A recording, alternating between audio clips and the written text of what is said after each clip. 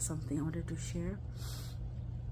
Sometime back we did a study in the women's group about Ruth, and we looked at the whole Ruth, the Ruth and Naomi and Boaz, and I just wanted to share something that stood out to me, in the Ruth and Boaz story, or Ruth and Naomi story, and everybody in that story.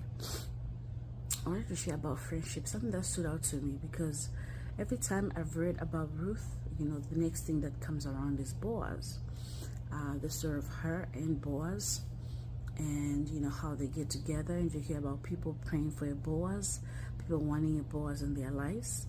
But as I looked in this story closely, I saw as well many lessons that we can learn from that story. Is the fact that the friendship that was going on between Ruth and Naomi, the mother-in-law. And the funny thing is that today the concept of mother-in-law is very deemed upon as a negative relationship between the daughter and the mother-in-law.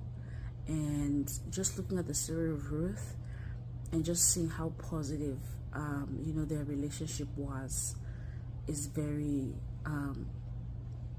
is something that spoke out to me.